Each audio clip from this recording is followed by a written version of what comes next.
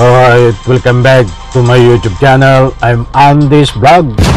Eto, mga kaibigan, may matindihong nangyayari dito sa kasalukuyang Vice Presidente nyo.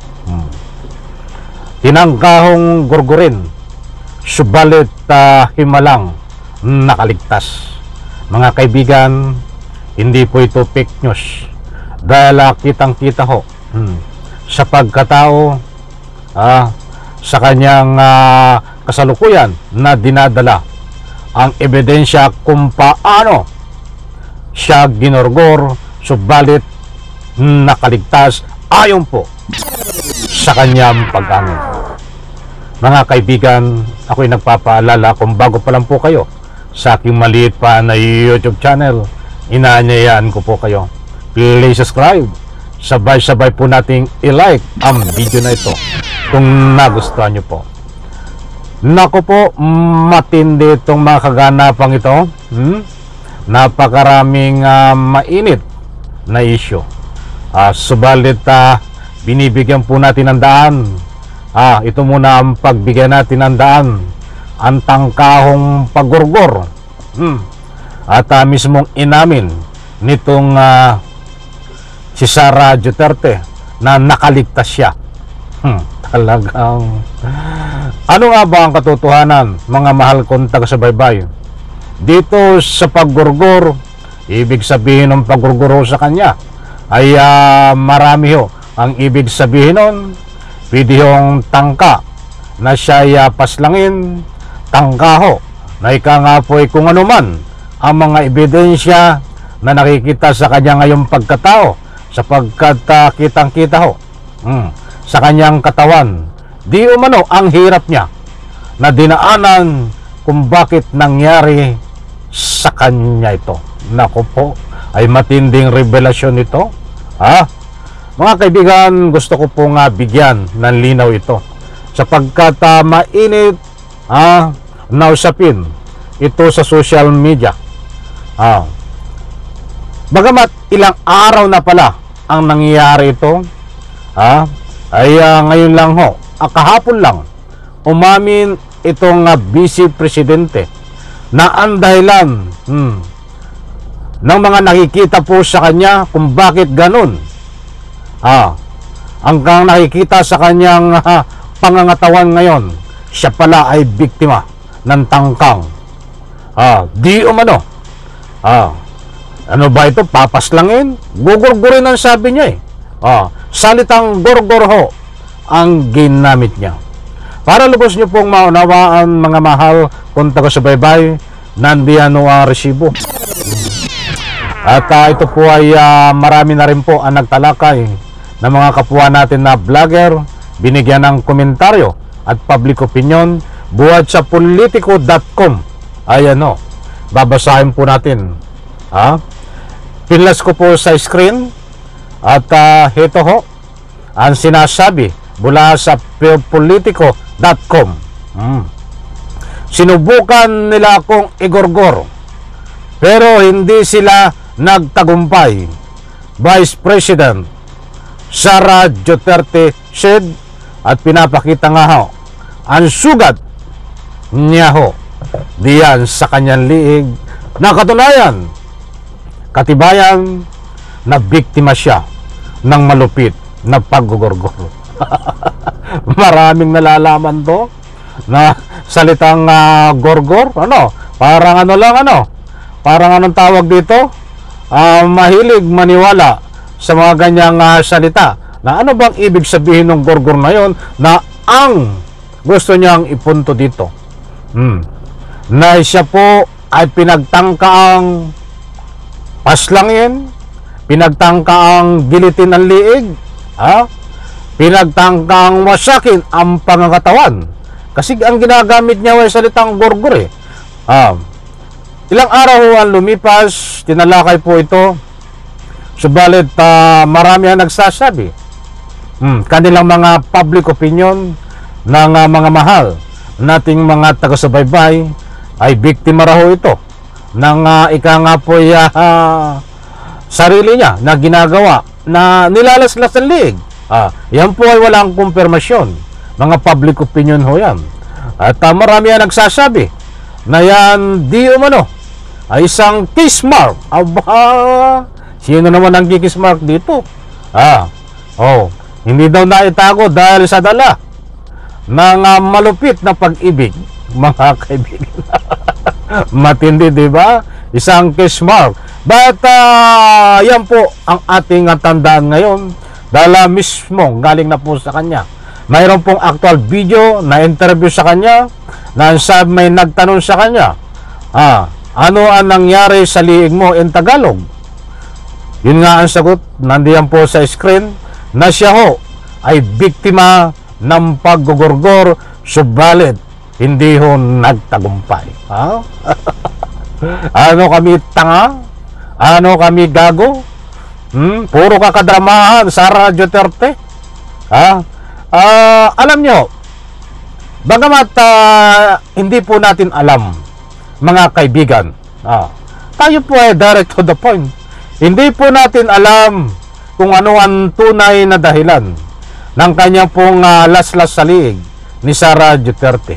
Pinapaikot lang po tayo nito, mga mahal kong taga-subaybay, sapagkat yung pag-amin niya ho, na ang dahilan ho, ng kanyang laslas sa liig, yung peklat na makikita niyong mahaba, ay pinupunto niya ho dito, kung ating pong susiriin, ay pinamumukha sa administrasyon. Yung mga bumabanat sa kanya. Di ba? Sinisira ang pagkatao niya ayon sa kanya. Yung pong pinupunto niya diyan ho sa salitang gorgor, may nagtangka sa kanyang sirain ang kanyang pagkatao, mga kaibigan. But gusto ko pong linawin, hindi po natin malaman dito kung ano ang sanhi ng tunay na nandito ho sa kanyang liig. Bagamat inamin niya ho na siya po ay tinangkang gurgurin, subalit nakaligtas ho, hindi na naig. Yan po ay pinatutong ko lang. Pawang kasinungalingan ho yan. Hindi po yan ang tunay na nangyari, mga kaibigan, ayon po sa ating pagsusuri. Kita niyo ho, pati yung sugat niya ho, ay binibintang sa administrasyon. Binibintang sa kanyang ika nga po gustong sirain ang kanyang pagkatao. Nako po, itatak mo sa kukuti mo, Sara Duterte. Bakit ginagamit mo ang iyong sugat? Ayaw mo sabihin ng buong katotohanan, bagkus nililis mo ang isyo na yan ay pinapatungkol mo, at ginagawa mo, ang pinupuntere mo dito ay ang administrasyon, dahil in one word, gusto ka na lang sirain ang ibig mong ipunto. Naku po, alalahanin mo, hindi administrasyon, hindi taong bayan ang nagsira sa iyo, Sara Duterte. Kung hindi mo kinuha ang 125 milyon na pera ng taong bayan, hindi ka masisira. So ang tanong, bakit mo ibibintang sa iyo, sa administrasyon, o kung sino man sa administrasyon ang pinagbibintingan mo na sumisira sa iyo? Saan mo dinala ang 125 milyon? Walang problema kung yun ay ginamit mo sa dapat paggamitan, ay wala akong makita di ba?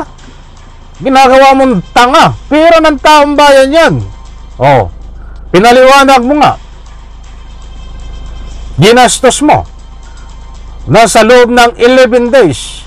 But saan mo nga ginastos? Hindi mo maipaliwanag.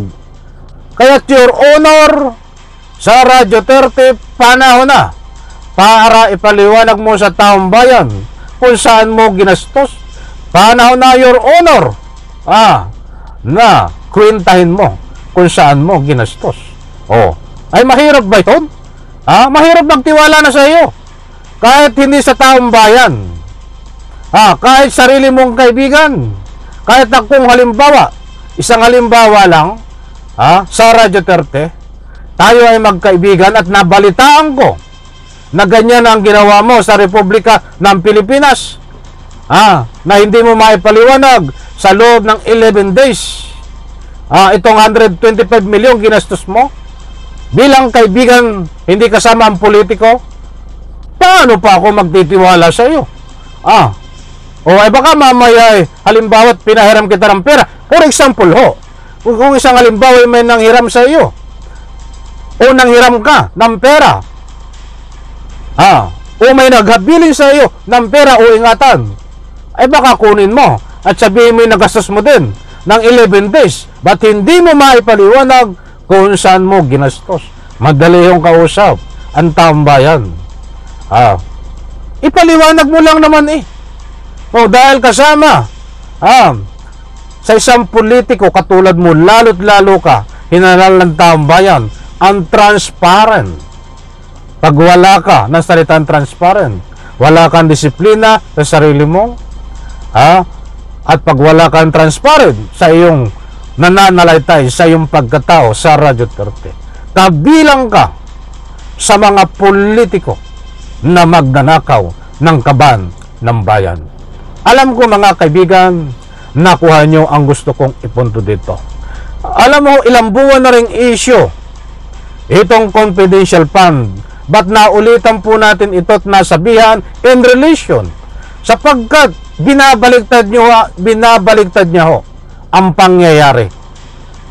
Katulad nga po, dinadamay ang kanyang sugat, sa kanyang liig na binibira ang administrasyon, binibira ang taong bayan na kumukontra sa kanya.